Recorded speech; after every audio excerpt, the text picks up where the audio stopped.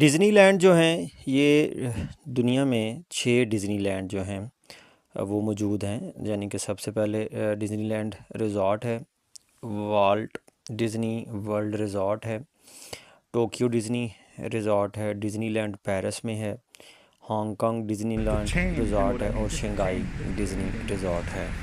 अगर हम प्राइस की बात करें तो डिज़नीलैंड की टिकट जो है वो 104 अमेरिकन डॉलर की है। ज़ाहिर है अमेरिका में रहने वालों के लिए भी ये जो टिकट है ये काफ़ी एक्सपेंसिव है। यानी कि आम जो उनके पार्क हैं उनकी एवरेज टिकट जो है वो $10 है, लेकिन डिज़नीलैंड की जो टिकट है वो $104 है। लेकिन फिर भी दुनिया में हर साल मिलियन ऑफ पीपल जो हैं वो डिज़नीलैंड का रुख करते हैं। उसकी एक वजह जो है वो इनकी रिलायबिलिटी है। यानी कि कस्टमर एक दफ़ा इतना पे करके जब डिज़नीलैंड में सारा दिन वो एंजॉय करता है और फिर उसके बाद वो बाहर निकलता है तो उसका कहना यही होता है कि उसके पैसे जो हैं वो पूरे हो गए, उसने बहुत ज़्यादा एंजॉय किया।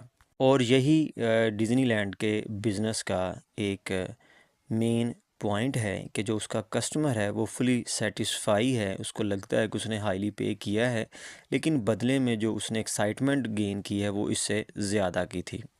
पहला जो डिज़नीलैंड है ये 17 जुलाई को 1955 में एनाहाइम कैलिफोर्निया में जो है वो ओपन किया गया। ये 160 एकड़ जो है वो जगह है जिसको एक्वायर किया था वाल्ट डिज़नी कंपनी ने 1953 में। दिसंबर 2021 तक का जो डाटा है वो ये कहता है कि दिसंबर 2021 तक इसमें 757 मिलियन लोग जो हैं वो इसको विज़िट कर चुके थे। और 2023 में जो पार्क है इसमें 17.25 मिलियन विज़िटर जो हैं वो आए थे। और 2005 का डाटा है जी कि डिज़नीलैंड के जो डायरेक्ट एम्प्लॉई हैं वो तकरीबन 3800 हैं, जबकि इसके साथ जो एसोसिएटेड जॉब्स हैं वो 65,700 जॉब्स हैं वो डिज़नीलैंड से एसोसिएटेड हैं। इसकी हिस्ट्री कुछ इस तरह से है कि वाल्ट डिज़नी जो है इसने विज़िट किया था ग्रिफ्ट पार्क को लॉस एंजलिस में अपनी बेटियों के साथ, डियान और शैरन के साथ। तो जब उसने वहाँ पे मैरी गो राउंड देखा और इसी तरह से दूसरी कुछ राइड्स देखी तो उसको आइडिया आया कि एक ऐसा पार्क होना चाहिए जिसमें अडल्ट और चिल्ड्रन जो हैं वो साथ साथ चीज़ों को जो है वो एंजॉय कर सकें। अब अगर हम वाल्ट एलिस डिज़नी की बात करें तो ये दिसंबर 5 1901 को जो है वो पैदा हुआ था और 15 दिसंबर 1966 को इसका जो है वो इंतकाल हुआ था। ये अमेरिकन एनिमेटर, फिल्म प्रोड्यूसर और वॉइस एक्टर था, एंटरप्रेन्योर था और पायनियर था अमेरिकन एनिमेशन इंडस्ट्री में। इसने जो है काफ़ी ज़्यादा जो कार्टून हैं उनको इसने इंट्रोड्यूस जो है वो करवाया।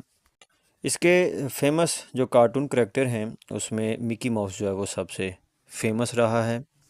1928 में इसने जो है ना मिकी माउस का करैक्टर जो है वो डिज़ाइन किया था।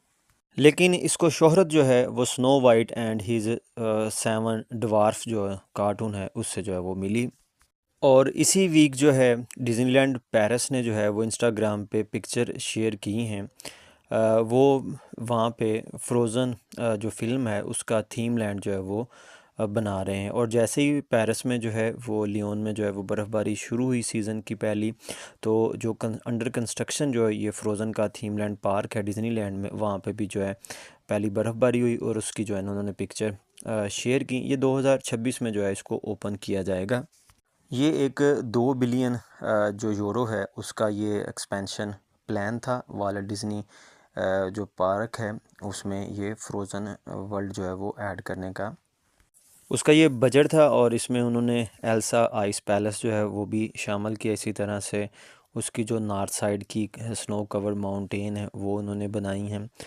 विलेज है नॉर्वेजियन स्टाइल का, उसमें शॉप हैं, उसमें रेस्टोरेंट हैं। इससे पहले जो फ्रोज़न लैंड का थीम था ये हांगकांग में जो है नवंबर 2023 में जो है वो ऐड किया गया था। और यहाँ पे जो है वो फैंटेसी स्प्रिंग जो है वो भी डिज़ाइन किया गया था जिसको फ्रोज़न किंगडम जो है वो कहा जाता है।